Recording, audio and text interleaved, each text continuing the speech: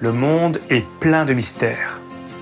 Ce qui est connu nous satisfait, nous déçoit ou nous lasse. Ce qui est inconnu nous indiffère, nous effraie ou nous galvanise. Quoi qu'il en soit, on est attaché à notre zone de confort. Et si on décidait de voir la vie autrement? Dans Fragments d'essence, nous allons vers l'inconnu sous toutes ses formes. Nos principes, l'authenticité et la bienveillance. Nos objectifs, recréer du lien humain et partager les points de vue. Dans ce podcast, nous allons à la rencontre de celles et ceux que l'on ne prend pas assez le temps d'écouter et qui ont pourtant tellement à nous apprendre. Ensemble, nous parcourons les villes et les villages pour recueillir les précieux fragments de nos existences, croiser les regards et partager la richesse du monde qui nous entoure. Parce que ce qui fait une société ne peut se voir qu'au-delà des artifices, des barrières sociales et des jugements unilatéraux. Bienvenue dans le podcast qui vous donne la parole.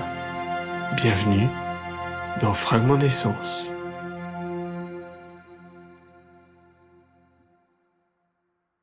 Salut la compagnie, c'est Alex. Et aujourd'hui, on se retrouve pour un nouvel épisode bonus dans la continuité du 34e épisode à Vitel.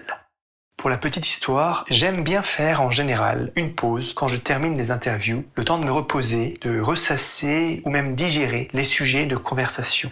Après avoir donc terminé les 3 interviews de ce 34e épisode et sentant le froid prendre de l'ampleur, je pris une courte pause munie d'un café et d'un croissant que j'ai acheté en boulangerie. Je m'arrêtais un instant rue du Ver pour contempler le paysage relaxant face à la rivière du Petit Ver quand soudain je vis une pancarte qui semblait être personnalisée avec la mention « Jardin insolite » indiquant de poursuivre cette rue vers la droite.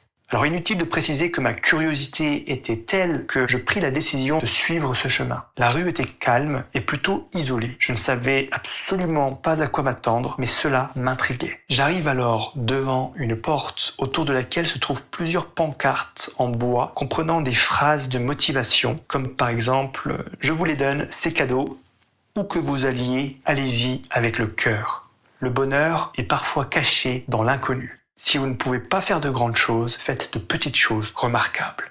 Tout cela m'inspirait encore plus de curiosité, d'autant plus que sur la porte d'entrée, on pouvait y lire « Jardin des curiosités ». C'est ainsi que, toujours doté de mon croissant et de mon café à peine entamé, je tiens à préciser, je décide de sonner avant d'entrer. Et là, un monsieur ouvre la porte et m'accueille gentiment dans le fameux Jardin des curiosités. Je suis aussitôt surpris par la paix qui règne dans ce lieu. Le jardin semble temporairement laissé en jachère durant l'hiver. Et par-dessus tout, je fus impressionné par les nombreuses sculptures en bois de diverses formes et couleurs qui entourent ce terrain. Je compris aussitôt que je fus accueilli par quelqu'un de spécial, qui a une certaine maîtrise de l'art sur bois, un créateur sur bois. Ce dernier m'invite à aller découvrir ses réalisations dans d'autres pièces. On en trouve de différentes tailles et de différentes formes à différents prix. Admiratif de son travail, je lui propose alors une interview qu'il ne va pas refuser.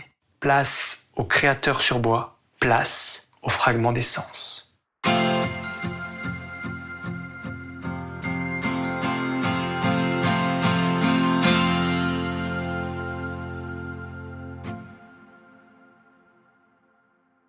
Bonjour monsieur, bienvenue dans Fragment d'essence. Est-ce qu'on peut connaître votre prénom pour commencer? Eric, enchanté. Eric Janel, oui. Bienvenue dans Fragment d'essence, donc moi c'est Alex. Oui. Est-ce que vous pouvez nous expliquer un petit peu votre parcours, votre métier, votre passion? Alors, à l'origine, je suis un graphiste et travaillais beaucoup dans l'architecture. Et là, je suis à la retraite. Et par ennui, il fallait que je trouve une occupation. C'est important pour moi d'avoir une occupation, pas rester comme ça à rien faire. Et j'avais un jardin de mes parents et j'ai eu l'idée, à un moment, de l'ouvrir aux gens. Ils rentrent, ils sortent, parce que c'était dans la famille, on est comme ça, on ouvre aux gens. Donc j'ai commencé à ouvrir le jardin, j'ai commencé à travailler le bois et au fur et à mesure, ça m'a passionné. Enfin, passionné, c'est un gros mot, j'aime pas le mot passion parce que je pourrais faire autre chose. J'aime beaucoup travailler le bois, en fait. Donc, au fur et à mesure, j'ai récupéré du bois, j'ai en cherché, et j'ai commencé à le travailler. Et j'ai appris comme ça. En fonction des visites que j'avais, il y avait des gens qui connaissaient très bien le bois, qui m'ont montré, qui m'ont dit quel bois était. C'est intéressant. Voilà, le parcours un peu. Donc, j'arrive à la 2e année, 2 ans et demi. Voilà, j'ai commencé à avoir pas mal de bois, pas mal de sculptures, de création bois. Et comment vous trouvez votre inspiration au quotidien? Alors l'inspiration, c'est toujours difficile de dire quelle est l'inspiration. J'ai un côté artistique, effectivement, depuis le début, puisque j'ai fait beaux-arts et architecture. L'inspiration, c'est le bois, soit la forme, soit l'essence, avec les veines du bois et tout, la couleur. Plus le bois est travaillé, tordu, maltraité, plus il me plaît.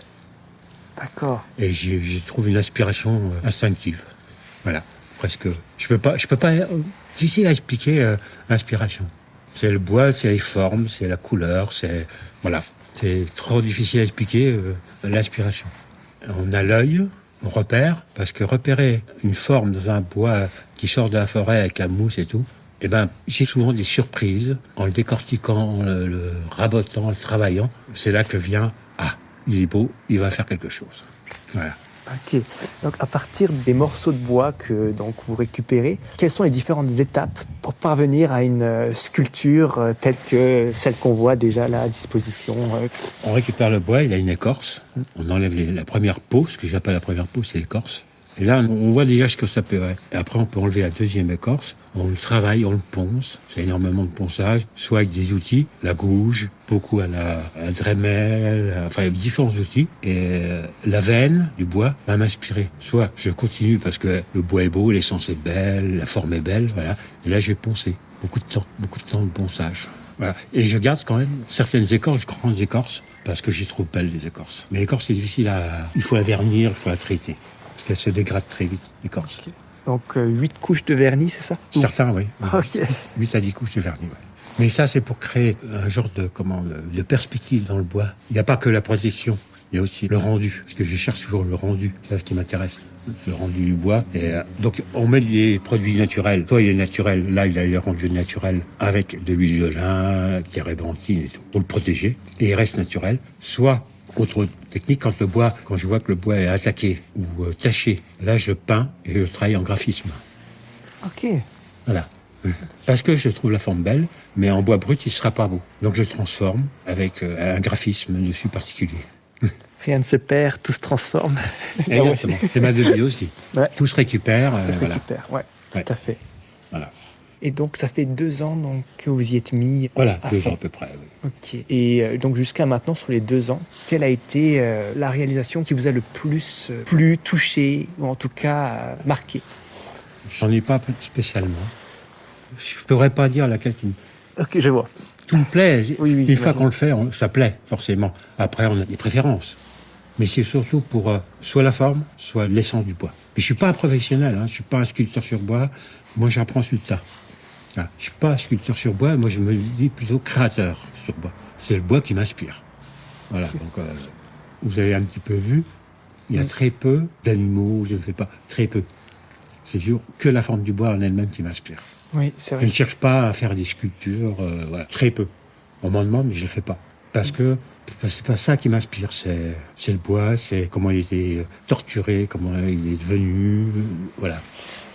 Ouais, c'est vrai que dans la plupart donc, des représentations que j'ai pu observer, on voit bien la structure, la forme du bois qui est reflétée en fait, Voilà. telle Voilà. quelle, Oui, au oui. naturel. Ouais, j'essaie pas de la transformer en... C'est rare, mais j'essaie pas d'en faire un chat, un chien, non. Je la laisse telle quelle, c'est ce qui m'inspire. J'en fais quelques-uns, très peu, parce qu'il a une forme déjà particulière, mais c'est pas mon inspiration première, c'est pas de faire la création, c'est pas de faire la sculpture, comme il y en a qui sont très bons professionnels, ils sont meilleurs que moi, et ça tronçonneux, des corps, des animaux, c'est pas mon truc. Voilà.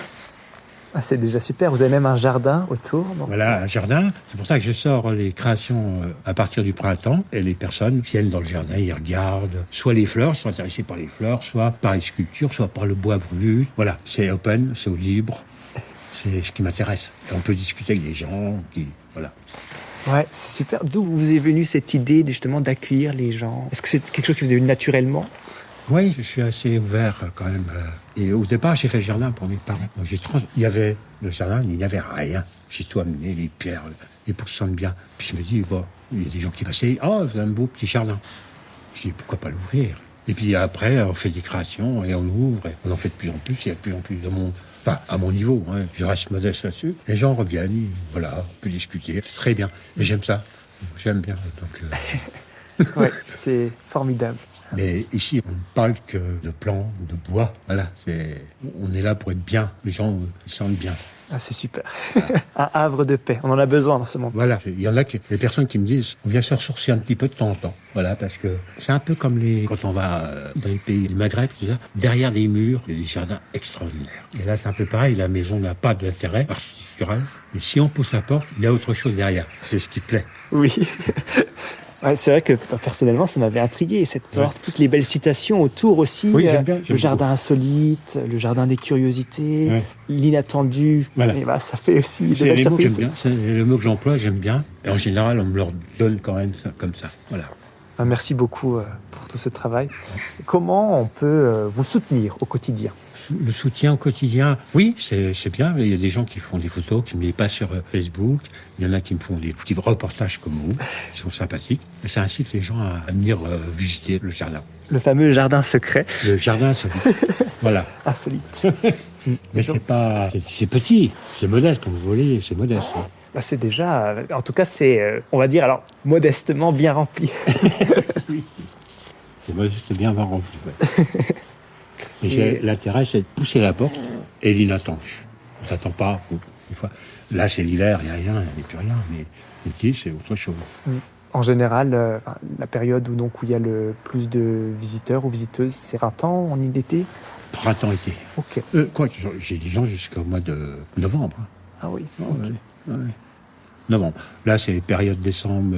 Ça va reprendre au mois de mars, avril. Avril plutôt. Voilà. Ok. Avril, la végétation reprend et tout. Là, c'est un peu tristounet. Mais au mois d'avril, ça commence, ça y est. Là, ça replaît parce que, en fait, il y a 3 périodes qui sont intéressantes. Le printemps, parce qu'il y a des fleurs différentes. L'été, il y a des fleurs différentes. Et à l'automne, encore différent. L'automne, ça peut être très beau aussi, parce que, vous voyez, c'est une maison qui est une ancienne bâtisse. C'est totalement végétalisé. Ah, super. Voilà. Et ce qui fait le petit côté Charmant. insolite. Ouais, le charme du lieu. Voilà. Comment vous envisagez donc l'avenir de ce lieu? Je n'envisage rien. Profitez de l'instant présent. C'est déjà Voilà. très bien. Carpe Non. diem. Voilà. Non, j'envisage rien. Je sais pas. Vraiment, je sais pas. Je fais parce que j'ai envie de le faire. Ce qui en viendra de tout ça, je sais pas. Vraiment, je sais pas.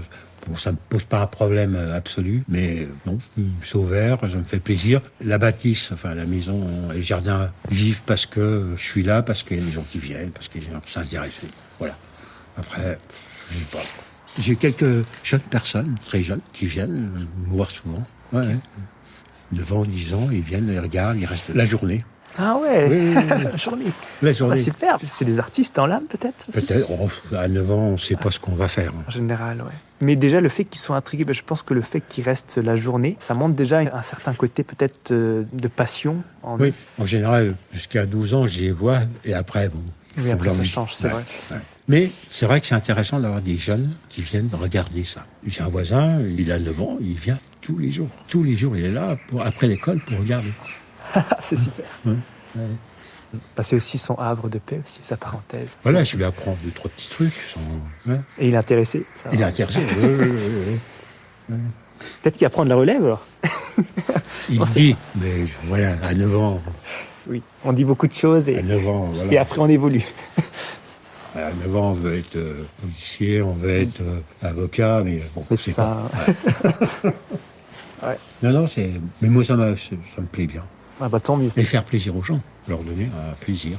Voilà. Comment vous faire connaître au quotidien? Vous avez dit que vous ne faites pas beaucoup de publicité. Non, j'ai que un Facebook. On peut le mentionner si vous voulez, votre compte Facebook. Oui, c'est Éric Janel, tout attaché, J-A-2-N-E-2-L-E. Ok. C'est @gmail.com. J'ai tout là. Mais j'en fais pas plus. C'est déjà très bien. J'en fais pas plus. J'ai quelques pancartes à l'entrée. Oui. Et voilà. C'est grâce à ces pancartes que je vous ai trouvé d'ailleurs. Et je suis content, merci. Merci à ces pancartes. Non mais voilà, mon but c'est pas d'évoluer. J'ai pas ce désir d'évoluer comme ça. Ça reste une passion, ça reste une occupation. Mais je veux pas que ça devienne un business. Voilà. C'est bien comme ça. L'année dernière, 700 visiteurs, c'est bien pour moi. Ah oui, c'est déjà super. Hein. En plus, sans faire énormément de publicité. Sans faire de pub. Ouais. Et sur les 700 visiteurs, il y a beaucoup de personnes qui viennent de l'international aussi, vous avez dit? Oui. Beaucoup de Belges, Allemands, Hollandais, j'ai vu Américains. Ah ouais. Ouais. Ah, peut-être, ouais. Ouais, et ils trouvent comme ça, par hasard. Alors j'ai quand même une petite brochure au syndicat d'initiative, à la Maison du Tourisme, qui indique les... Voilà. Donc ils viennent, C'est ils génial. passent par là. Mais les gens reviennent d'année en année. Hein. L'année dernière, personne ne revient 2-3 fois des fois. Ouais. Mais pour regarder, tiens, ça me plaît bien. Ou en début de printemps, ils viennent pour faire une décoration dans un jardin. Ils viennent pour trouver un bois, une création à mettre dans le jardin. Ah, génial. Ouais. Ouais, bah moi, ça me plairait de revenir aussi en printemps, en été, pour voir le en jardin. été, c'est différent, totalement différent. Est-ce que vous auriez un message à faire passer aux personnes qui nous écoutent? J'ai pas de message particulier. Quel message j'ai pas. En fait, comme c'est pas un commerce, c'est pas un business, je vais pas dire venez. Oui, bien sûr. J'ai dit venez si vous pour découvrir autre chose, peut-être de l'insolite, peut-être de l'inconnu, peut-être par plaisir, mais venez, vous serez bienvenus. C'est fort sympathique. Merci beaucoup. Voilà. Est-ce qu'il y a un type de bois que vous aimez particulièrement? J'en ai 2, 3, oui. J'aime beaucoup l'acacia, enfin le faux acacia robinier et tous les bois fruitiers qui sont difficiles de trouver en forêt. Le cerisier, le pommier, le prunus et l'aulne rouge. Voilà. Le pin sylvestre est intéressant. D'accord. Il est très intéressant. Tout sauf le sapin. Ok. On a plein dans les Vosges, des sapins. Eh oui, mais Ouais. ce bois ne m'intéresse pas. Et il dure pas. Ah ouais, il dure combien de temps, je note? Un sapin, dehors, il va durer 4-5 ans maximum. S'il n'est pas traité, non, il m'intéresse pas. Le chêne, l'acacia, indestructible. Enfin, le robinier, dans 100 ans, vous passez, il est pareil. Hein, alors que le sapin aura disparu. Voilà. Mais je suis pas un spécialiste du bois. Hein. J'apprends aussi avec les gens qui viennent, qui me disent, voilà. Ma formation, c'est pas le bois. Moi, c'était l'architecture, le graphisme. Donc, un peu différent. Mais c'est pour ça que les formes m'intéressent. Quand on a fait architecture et beaux-arts, les formes vous intéressent, les couleurs vous intéressent. Parce qu'on peut en partir d'une matière et en donner une vie à autre chose. Partir d'un brut, on va lui redonner quelque chose. Voilà, donc c'est ça qui m'intéresse. Et pas le laisser perdre ou brûler. Pour l'anecdote, il y a beaucoup de gens qui disent, j'aurais su que je vous aurais donné le bois là, j'aurais pas brûlé. Parce que vous allez en faire quelque chose de magique. Il y en a qui me disent ça. Ah, voilà. Oui. C'est magnifique. C'est ça. Et sur les 700 visiteurs ou visiteuses, est-ce que vous avez rencontré d'autres artistes au cours de votre vie ou même en dehors des visiteurs? Quelques-uns, oui, quelques-uns. Okay. Oui. Mais chacun a son petit domaine. Hein. Voilà, il y a ceux qui aiment que le brut. Et là, vous avez vu, il y a du coloré. Dans les murs. Mais il faut expliquer aux gens pourquoi il est coloré et pourquoi on lui donne des couleurs. Et il n'y a pas que le brut. Le brut, c'est beau quand le bois est beau, l'essence est belle, elle est protégée. Mais aussi, ce qui m'intéresse, c'est à partir d'un bois tordu, abîmé, voire pourri, lui redonner une seconde vie. Il n'est pas mort, il ne va pas mourir, il va renaître autrement. Voilà. Pour ça que j'explique aux gens, j'aurais bien aimé qu'il soit, vous voyez, la racine de chêne, là, qui est bleue, elle a trempé pendant des années dans l'eau, était tachée et tout. Là, elle est repartie, elle a été traitée, plusieurs couches de vernis, rebrûlées à l'intérieur, donc elle ne bougera plus. Autrement, si on la laisse dans l'eau, au fur et à mesure du temps, elle va se dégrader. Elle va pas pourrir tout de suite, mais elle va se dégrader. Et je suis toujours à la découverte de bois, que je connais pas tous les bois, et puis il y a des bois qu'on trouve pas ici. Ici, on a effectivement beaucoup de résineux, mais c'est pas ce qui me plaît le plus. Okay. C'est intéressant d'avoir... Parce que le résineux, il y a beaucoup de résine, donc c'est embêtant. Alors que des bois comme les fruitiers, le pommier, cerisier, ils sont beaux comme ça et ils bougent pas. Ils se fendillent, ils éclatent. Le frêne, c'est un beau bois, mais très dur, mais fragile en même temps, lâche, il casse. Mais j'apprends tout ça au fur et à mesure, hein, sur le tas. Vous en savez déjà bien plus que moi. Wow. Merci beaucoup pour transmettre ce savoir et partager aussi donc vos compétences et vos réalisations parce que c'est vraiment beau. Merci. Et là, je fais beaucoup dans la nature. Je sais pas si vous avez bien remarqué, mais même les coquillages, les escargots, pour moi, c'est la nature. Et je peins les escargots, je peins des coquillages, je peins des galets. Là, j'ai un galet, je suis en train de travailler sur un galet, par trempage, après je remets au four, et voilà. Même un caillou devient quelque chose. Je n'allais pas dire une œuvre, parce que c'est un peu fort, mais ça devient quelque chose. Voilà. Donc, c'est là toute la beauté de l'art. Ouais, oui. Mais il y a qu'un mot que j'aime pas trop, bizarrement, ce qui va vous étonner, j'aime pas trop le mot artiste. Ah, pour quelle raison en particulier? Parce que ça a trop de connotations. Non, je suis pas artiste. Je suis créateur, oui, je crée. Okay. Artiste, c'est trop vaste. Je comprends. Ouais. Il y a tout le monde est artiste quelque part. Mais non, j'aime pas trop le mot artiste.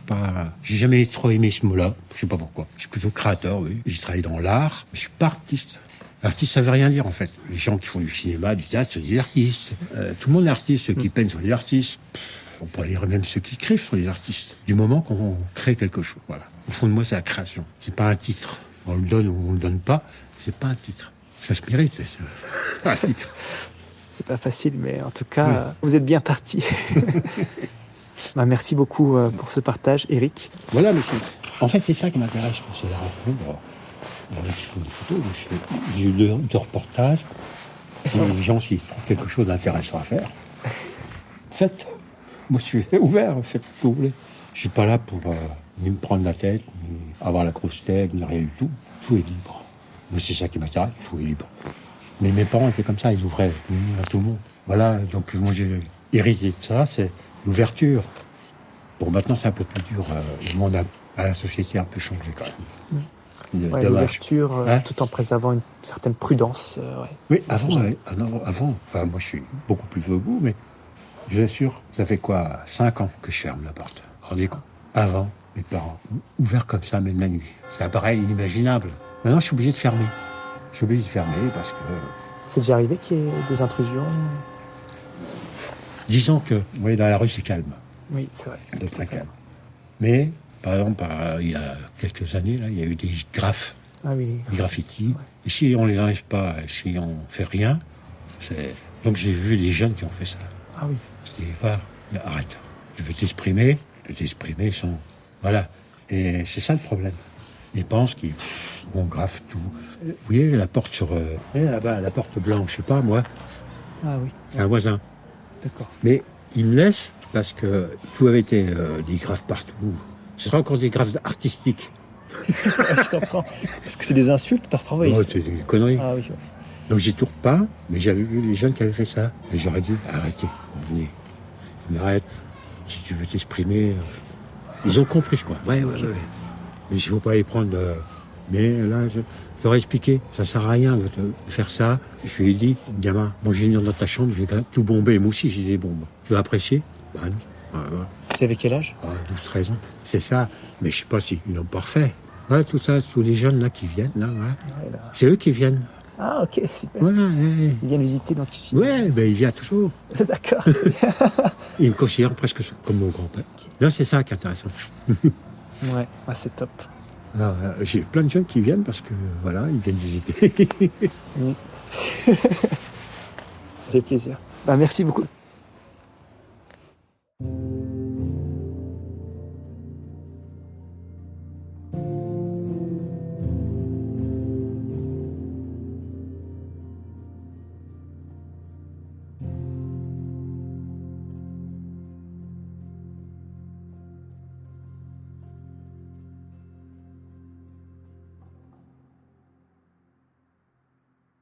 Et c'est ainsi que s'achève ce nouvel épisode bonus dans la continuité de l'épisode 34 à Vittel. Ce fut une rencontre complètement inattendue, mais vraiment agréable et enrichissante. Bien entendu, je tiens à remercier Éric Janel pour le partage de son unique fragment de vie. Alors bien qu'il se présente comme un amateur, je reconnais tout à fait son talent pour réaliser des œuvres en bois à partir d'objets de récupération. Il est clair qu'il y a de la vie et même de la seconde vie dans ce jardin. C'est paisible, on s'y sent bien.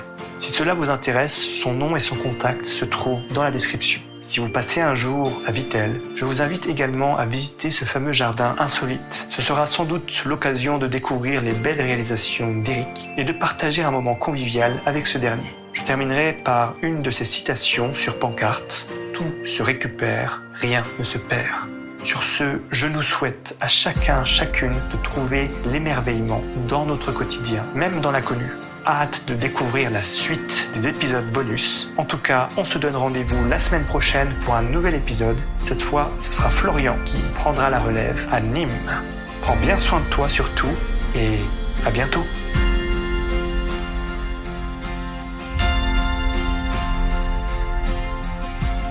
Merci d'avoir écouté cet épisode jusqu'au bout. Si tu l'as apprécié, on t'invite à le partager à tes proches. C'est notre meilleure communication et ça aide considérablement notre travail à gagner en visibilité.